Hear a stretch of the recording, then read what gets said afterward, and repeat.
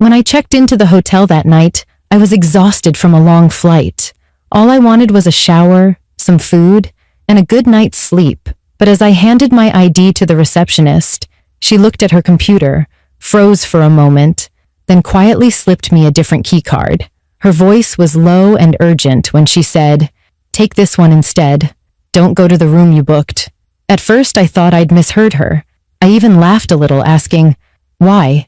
Is there a leak or something?" She didn't smile. She leaned forward and whispered, "Please, just trust me." I took the new key without arguing, and that decision saved my life, because 5 minutes later, I heard screams coming from the room that was supposed to be mine. Before I tell you what happened that night, make sure to subscribe to the channel and comment below where you're watching from, because what I'm about to share might change how you look at hotels forever. My name is Nora Bennett, and I was in Denver, Colorado for a 2-day business trip. I'd been traveling for work for nearly 6 years, and staying in hotels had become second nature. I knew the routine: check in, unpack, order room service, sleep, repeat. But that night was different from the start. My flight had been delayed for hours, and by the time I reached the hotel, it was almost midnight. The lobby was nearly empty, except for the night receptionist, a woman named Eliza. She looked polite but tired, her dark hair tied back in a loose bun. Behind her, the soft hum of the air conditioner and the quiet ticking of a wall clock filled the silence. "Good evening. Welcome to Oak Ridge Hotel," she said, forcing a smile. "Do you have a reservation?" I handed her my ID and credit card. "Yes, under Bennett, room 308. Her smile faded the moment she read the screen. Her fingers stopped typing. "Just a moment," she said softly. Her eyes darted toward the hallway that led to the rooms, then back to the computer monitor. Her breathing quickened slightly, and she pressed her lips together before looking up at me again. "Miss Bennett," she said quietly, glancing around to make sure no one else was listening, "I'm changing your room. Take this key instead, room 312. Please don't go to the one you booked."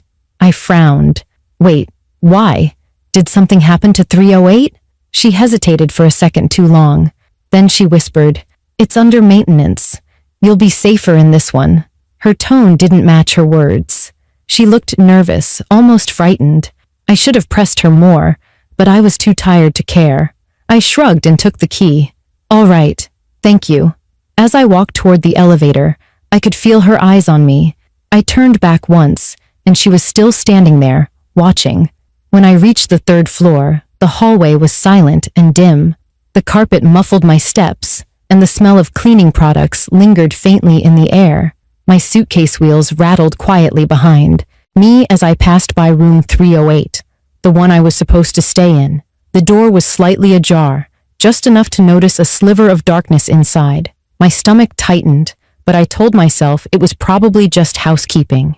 I reached room 312 and unlocked it quickly. It looked like every other hotel room: white sheets, soft yellow lighting, and a small TV. I double-checked the lock and dropped my bag on the bed. Everything seemed normal again, and for a few minutes, I almost forgot about the strange exchange downstairs. I kicked off my shoes, sat down, and grabbed my phone. There were a few texts from my brother, Ryan, who always worried about me traveling alone. I typed a quick reply. "Made it to the hotel. Gonna crash soon." He replied right away. "Be safe. Don't forget to lock the door." I smiled and rolled my eyes. "Always the cop," I muttered. But as I plugged in my phone, I heard something. A faint thump, followed by a muffled voice. I paused, listening closely. The sound came again, this time from the direction of room 308. Then came a loud crash. It was followed by a scream so sharp and sudden it made my blood run cold. I froze in place. The sound was coming directly from the room that was supposed to be mine. I stood up, my heart pounding so hard it felt like it might burst out of my chest. The screaming turned into shouting, then silence. I ran to the door and pressed my ear against it. Someone was moving quickly in the hallway, heavy footsteps, then a door slamming shut. My mind raced back to Eliza's warning. "Don't go to the room you booked." Something terrible was happening, and I was right in the middle of it. For a few seconds, I couldn't move. My body was frozen in place, my heart pounding in my ears. The sound of that scream replayed over and over in my mind. Then came silence. Heavy, suffocating silence. I pressed my ear harder against the door, trying to listen for anything that could tell me what was happening.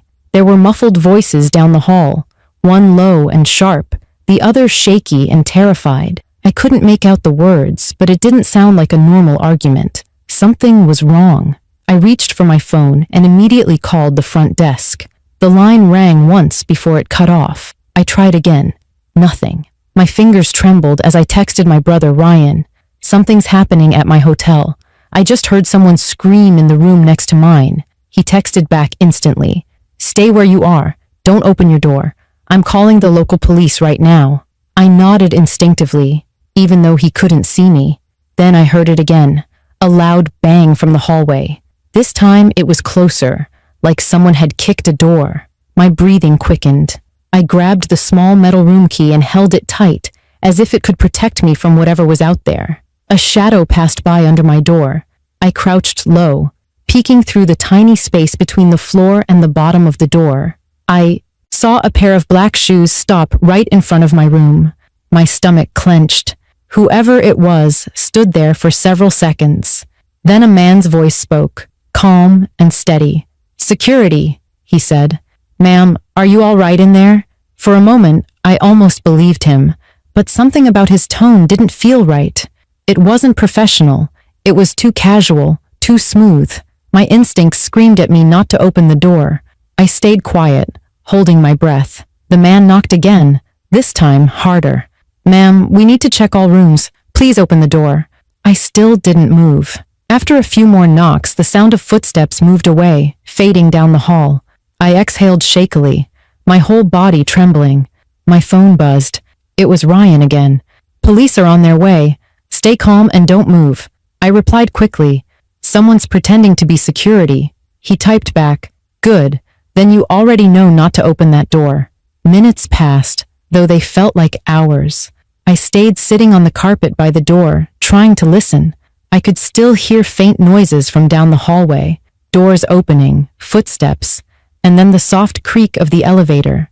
Maybe whoever it was had left. But then, suddenly, I heard another sound. A woman's voice, weak and trembling, crying for help. "Please, someone help me." It came from the direction of room 308. The sound of it made my stomach twist. It was the same room I was supposed to be in. I wanted to open the door, to help her, but fear kept me frozen. What if it was a trap? What if the voice wasn't real? I pressed my hands against my ears, trying to block out the guilt that was building inside me. Then came a noise that made my blood run cold, the distinct sound of a door slamming shut, and a man's low laugh echoing down the hallway. The woman's cries stopped instantly. I didn't hear anything after that. Not footsteps, not voices, nothing. Just silence again. I couldn't take it anymore. I needed answers. I moved to the window and looked down. 2 floors below, a white van was parked by the side exit with its headlights off. A figure stood near it, talking on a phone. It was too dark to see his face, but the way he moved made my skin crawl. I grabbed my phone and started recording through the window. My hands were shaking so badly the video was blurry, but I didn't care. I zoomed in as much as I could. A few seconds later, the man looked up toward my window, as if he knew I was watching. Our eyes met for a split second before he walked around to the other side of the van and disappeared. That was when I finally panicked. I locked the deadbolt, pushed a chair under the door handle, and backed away. My mind was racing. Who were these people? Why had Eliza changed my room? Just then, my phone rang. It was the front desk. My heart leapt. "Hello?" I whispered. "Miss Bennett." Eliza's voice came through, soft and shaking. "Do not open your door for anyone. The police are on their way. Whatever happens, don't move." I swallowed hard. "Eliza, what's happening? Who are these people?" There was a pause. I could hear her breathing. Then she said quietly, "I can't talk long, but there's something you need to know. Someone checked in tonight using your name and ID. The system flagged it after you arrived. That's why I changed your room." My knees nearly gave out. "Someone else checked in under my name?" "Yes," she said. "They were supposed to meet someone in that room. When I realized it wasn't you, I switched your key to protect you. I gripped the phone tighter. Who were they meeting? But before she could answer, I heard something in the background, shouting, then the sound of a struggle. Eliza? I called out, but the line went dead. I stood there in complete silence, my breath shallow and my heart pounding. Then, from somewhere down the hallway, I heard heavy boots running toward my room. I backed away slowly, staring at the door. My brother's words echoed in my mind. Don't open it, no matter what. The footsteps stopped right outside. Then, 3 slow knocks. The 3 knocks were slow, deliberate, and heavy. Each one vibrated through the wooden door and right into my chest.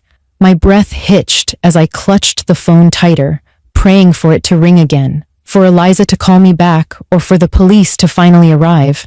But there was nothing, just silence and the faint hum of the air conditioner. The knocks came again, this time louder. Whoever was outside wasn't leaving. Miss Bennett? A deep voice called out. It's the police.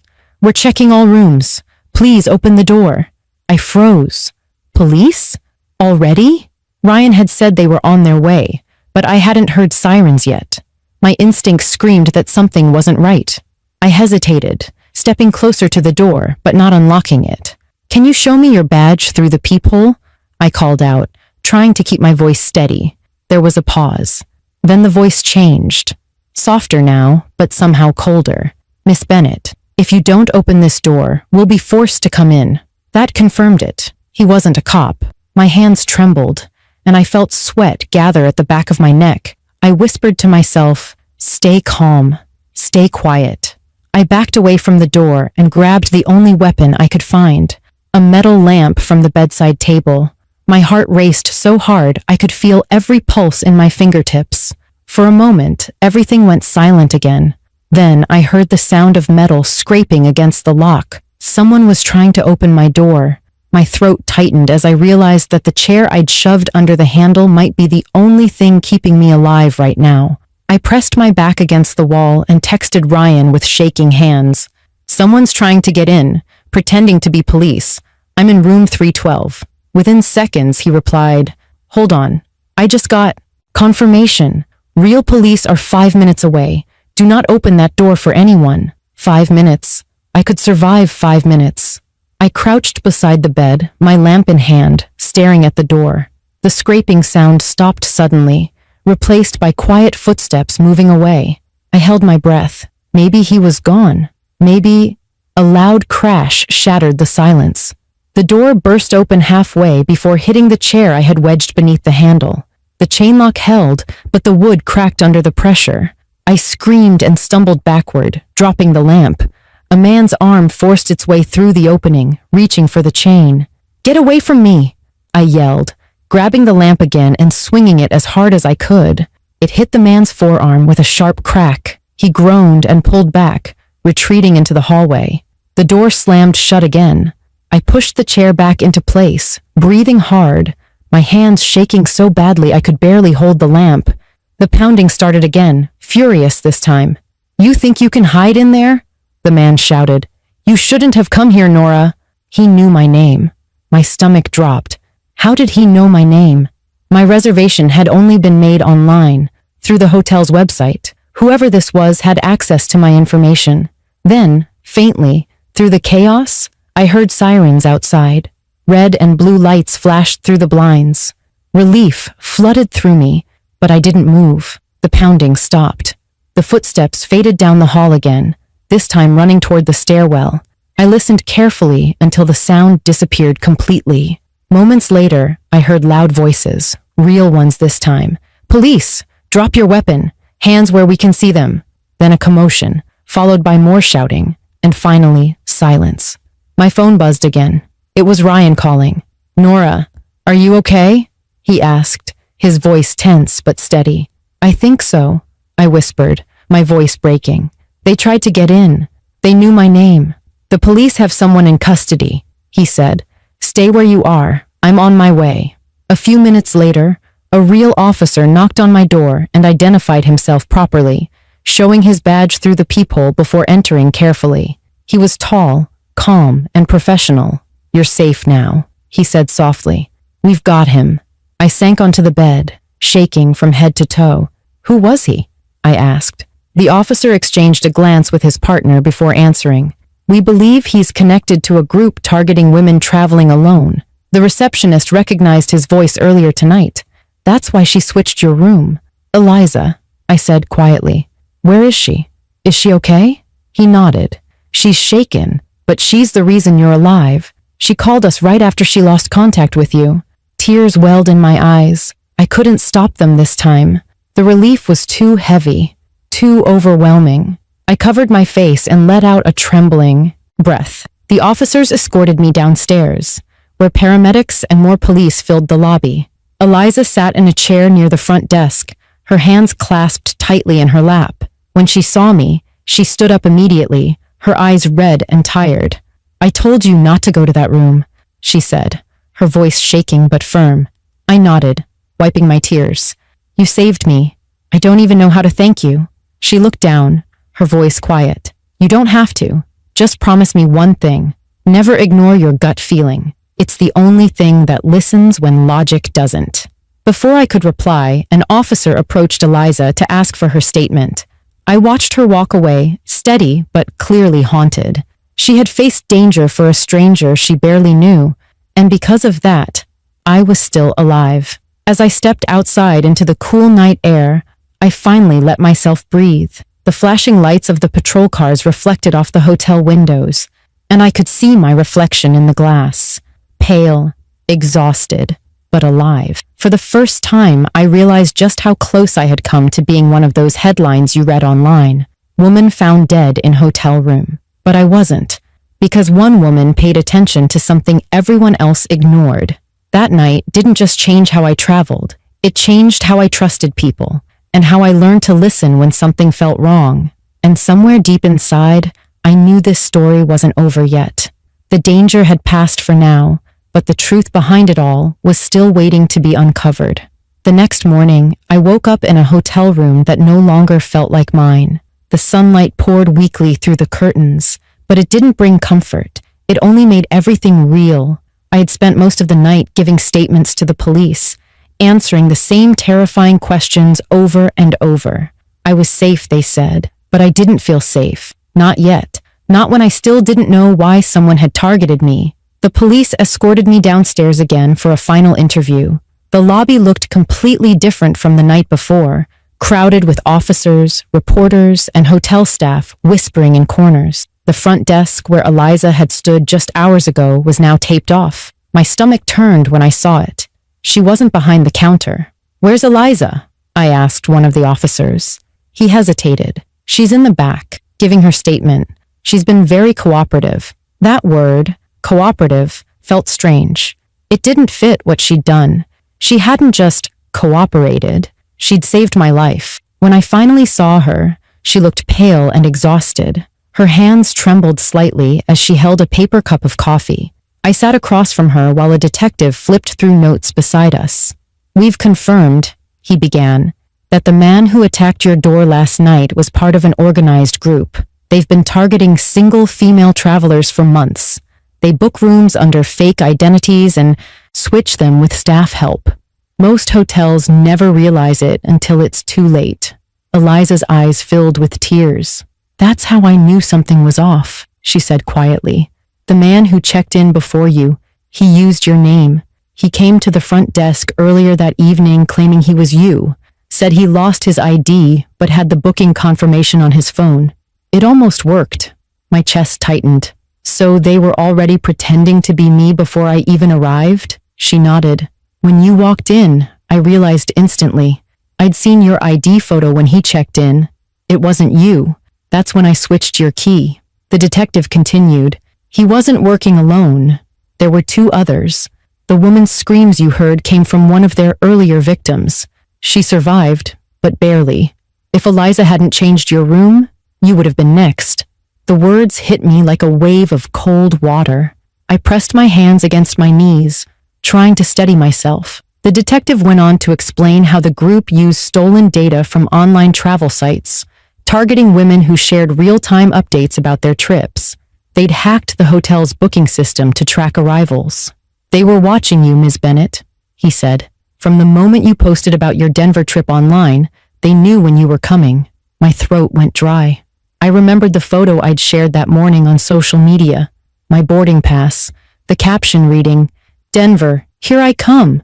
I'd posted it without thinking, like everyone else does, but someone had been watching. Eliza looked at me sadly. "You did nothing wrong," she said softly. "You couldn't have known." But I felt a deep, gnawing guilt anyway. I had walked right into their plan. If it weren't for Eliza's intuition, I might not have walked out again. The detective handed me a printed sheet of paper. "We caught the man who attacked you, and one of his accomplices was picked up near the state line early this morning. The third suspect is still missing, but we're confident he'll be found." I nodded, though my stomach still felt hollow. "What happens now?" "They'll face charges for assault, attempted murder, and multiple counts of fraud," he replied. "You'll be contacted when the trial begins. Until then, stay cautious. And if anyone contacts you pretending to be from law enforcement or the hotel, call us immediately." After giving my final signature, I turned to Eliza. "Why did you risk it?" I asked quietly. "You could have just ignored it and gone home." She looked down at her hands, her voice low but firm. "A year ago, I didn't listen to my instincts, and someone got hurt because of it. I told myself that if I ever saw the signs again, I wouldn't look away." There was something in her tone, grief, regret, that made me realize she'd lived through something like this before. I wanted to ask her more, but the detective returned and interrupted, leading her away to review surveillance footage. Outside, the police cars were gone. The hotel had returned to its eerie normalcy, guests coming and going like nothing had happened. I stood by the glass doors, staring at the parking lot where the white van had been the night before. It was empty now, but the memory of it still haunted me. As I was about to leave, Ryan's car pulled up. He got out quickly and hugged me tight. "You scared me half to death," he said, his voice rough. I laughed weakly. "Join the club." He looked at me seriously. "You know this could have gone differently, right?" "I do," I said, "and I'll never forget that." We drove away in silence. Denver's skyline blurred past the car windows, glowing under the morning sun. I watched people walking, laughing, sipping coffee, living their lives, completely unaware of how close danger sometimes lurks. Later that day, as I sat in the airport waiting for my flight home, my phone buzzed. It was a text from an unknown number. My heart skipped a beat when I read it. "You were lucky this time, Nora." I froze. My fingers went cold. The message had no name, no number, just those 6 words.